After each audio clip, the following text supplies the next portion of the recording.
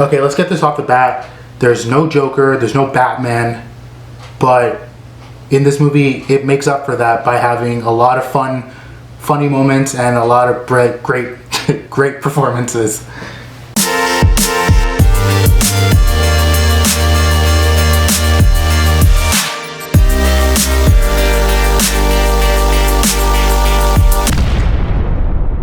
Hey guys, we're here to talk about Harley Quinn, the Electric Boogaloo, Harley Quinn and the Birds of Prey.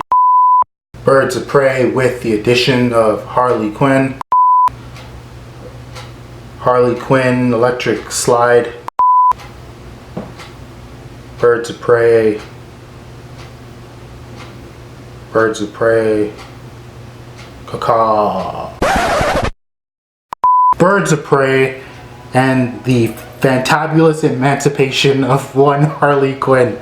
Oh, that is a mouthful. And I just heard today they changed the title to like just Harley Quinn Birds of Prey, so I think that's pretty funny. Okay, so without spoiling the movie yet, we are gonna get into a little bit of spoilers, but I'm not gonna give away too much because I do want everyone to see the movie for themselves. This movie really works because it's funny, really funny, exciting, has a lot of great characters. I liked everybody in the movie, particularly the standouts for me are Harley and Black Mass. I think both of them are very much aware of what movie they're in. They're having a blast doing what they're doing. And it's just so great to watch them on stage having fun being these characters that we know from the comics. Another particular standout for me is Mary Elizabeth Winstead's character, Huntress. I thought she had probably the funniest moment in the movie for me, which is her name. Just people getting her name wrong all the time. I thought her backstory was great. I thought her performance was great. Black Canary did an amazing job. Everybody did a great job. One thing I noticed is this movie reminds me a lot of Deadpool, and particularly with the narrating. Harley narrates the movie throughout the whole picture, and there was a moment where I kind of had to pause. It kind of took me out of the movie a little bit because there's a moment right in the middle where Harley kind of stops the movie and is like, wait, let's go back to figure out how we got here. And I was like, wait a minute, Deadpool did that as well, which isn't a bad thing. I think if the movie can pull that off, it works. But like, it was kind of funny just having myself with me like, whoa, Deadpool did the same thing. If you're a man, it's not good.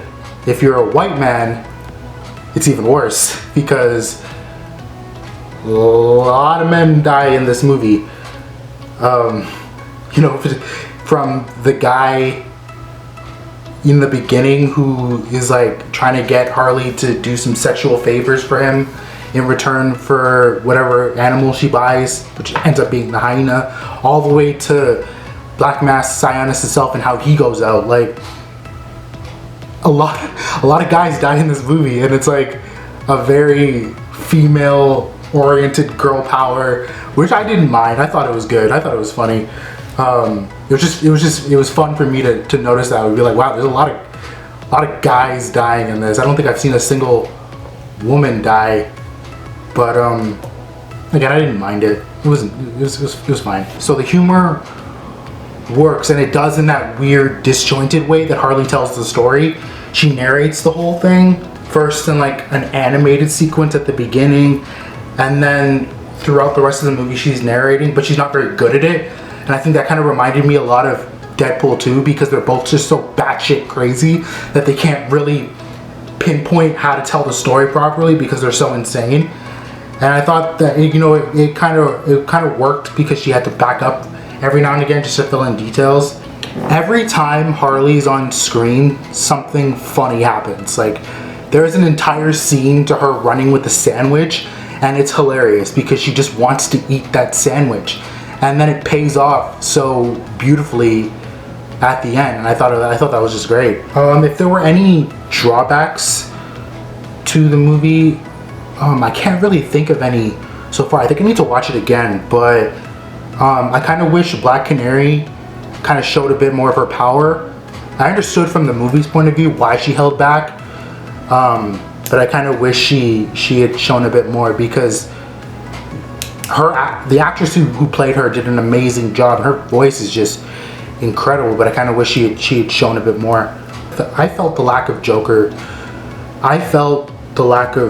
Joker's presence in this movie. I know there were some scenes where they used like a stand-in for Joker, but I do wish like we could have seen him in some capacity besides being like a picture on the wall.